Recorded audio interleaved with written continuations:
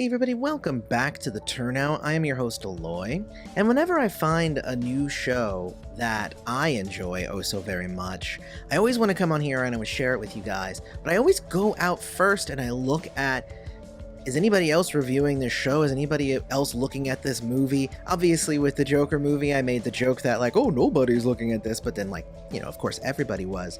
Upload is actually one of those shows that is not, I believe, getting as much attention as it should be, because it is a darn good show. Yeah, it's predictable in a couple of pieces here and there, but I went ahead and binged the first season, and I thought that it was just a really, really good show.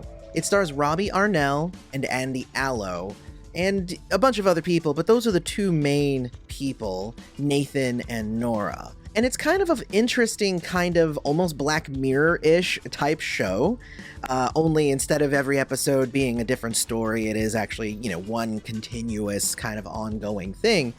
But what ends up happening in the show is we are in a future version of our world where it is possible to upload one's consciousness to an afterlife, a digital afterlife, where you can theoretically live forever. And I knew I wanted to do a review of this show pretty much after the second episode.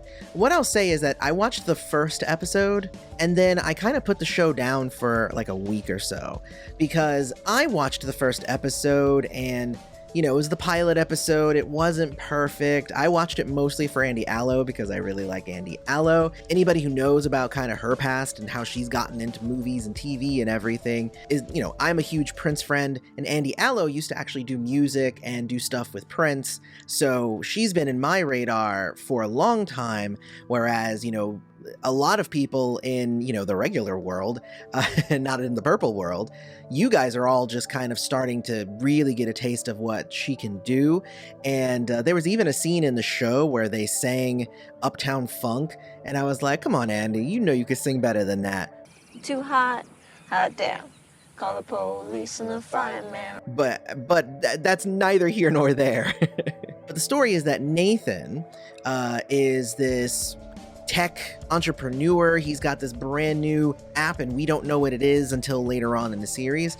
And he dies in an automated car accident, the kind of accident that is not ever supposed to happen. And he is prematurely uploaded using his girlfriend's account. So now his girlfriend essentially owns him. And she's the one in charge of him buying things while he's dead, but in the digital afterlife. Andy Allo, of course, plays Nora, and she is his angel, which I thought was a really cool kind of concept, is that in the digital afterlife, you do have somebody in the living world who is kind of watching over you and making sure that your experience is all, good to go. And you can say angel, and then they'll come back down and, they'll see you. One thing that I didn't like about the angel concept, and I guess we're jumping into the review now instead of just explaining it anymore.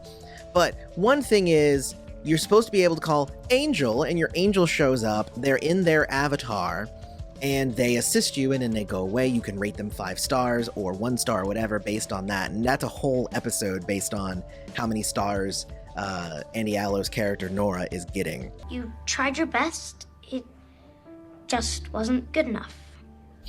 Wait, let me... Sorry. But my issue with the angel thing is, obviously we're using Nathan, who's brand new to the world, as kind of our vessel of learning things about the world. And the first thing that he's told is like, I can't share with you whether I am a real person or an AI or whatever. We're not allowed to talk about it. But as the series goes on, and she kind of lets him know, like by accident, that like, ooh, actually I am a real person and my name is Nora and all that stuff. He ends up learning that information, and that's actually like taboo that he would know that. But if you look at the other angels that are in there and the other people who, all of the interaction, like Yo, Nora, emergency staff meeting. You would have found out, you would have figured it out that it was real people in like a call center kind of environment. Because like literally, like, oh, there's shift changes, so your angel isn't always the same. Like, it would make sense that if you had two angels that were your angel, that they would share an avatar, but like having a different avatar based on, you know, their schedules and stuff. I mean, there were just so many things that I'm like, how are they trying to keep this a secret that it's actually an actual person? That part bugged me, and I think it's probably one of the main reasons why I ended up kind of putting the show down after the first episode. But of course, when I came back and I watched the second episode, I got hooked and I just basically finished it in a couple of days. I didn't watch it all in one day. I tried to be good. Sometimes I do that, especially with shows that are only 10 episodes long. But I did really, really, really enjoy this show. I think that it's interesting because also in the first episode, again, he was killed in an auto driving accident, which doesn't happen. He was working on an app that he can't remember what it is because his memory is scrambled, and it said several times that that's not supposed to happen. And I'm like, oh, so he was murdered. And it doesn't take long. It takes until the second episode. But Nathan doesn't figure out that, oh, I must have been murdered. It's the guy across the hall from him who's this big rich guy. And he's just like, yeah, I was working on an app that was going to be able to do something great. And then like I died. And he's like, yeah, you got murdered.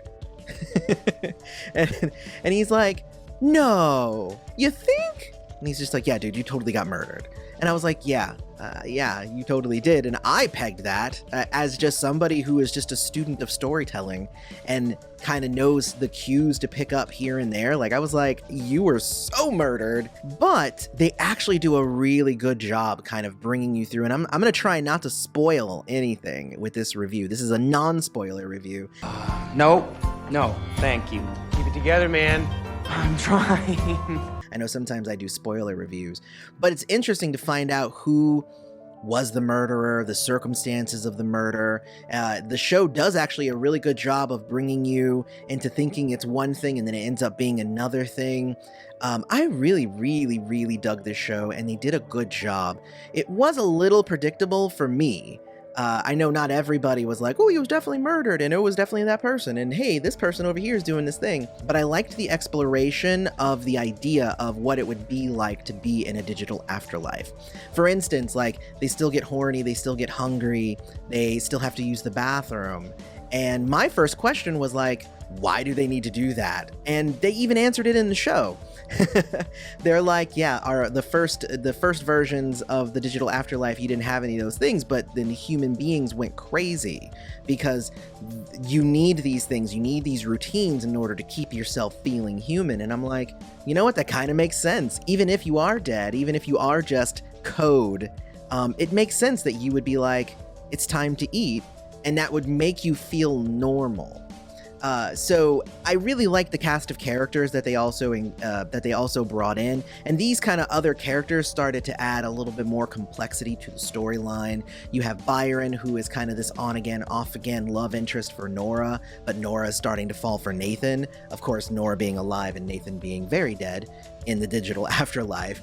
Nora's trying to get her dad to consider uploading after he dies instead of just regular death. And there's actually kind of an existential debate about whether being uploaded and just regular dying, what's the difference and how does that reflect on religion and spirituality? Like, again, this show in just its short few episodes, and the episodes themselves aren't long, and the show is majority kind of a comedy murder mystery kind of show, but they kind of dig into some deep stuff here. And of course, you have Nathan's girlfriend, who's like a socialite, and she's rich and she's very controlling, but you kind of get to know her a little bit more and you understand her motivations for some of the stuff that she's done. You get to know her family, obviously, and you get to know a lot more about Nathan. Obviously, with him being kind of the main character, you know, it works out. I mean, we do get to learn a lot about him because it's essentially him and Nora trying to solve his murder.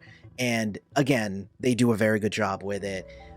I would say highly recommended. Go watch Upload, and then come back and let me know what you guys thought of Upload after you guys have watched it. Let's talk about it down in the comments. I want to continue the discussion down there, and obviously, spoiler warning for the comment section. So if you're going to come back and we're going to discuss it, the comments might have some spoilers on it. So otherwise, I'm just enjoying bringing these reviews and stuff to you, and I hope that you're enjoying them. So hit like, subscribe to the channel, hit the bell, follow us on Twitter, and otherwise, I've been your host, Aloy. This has been The Turnout.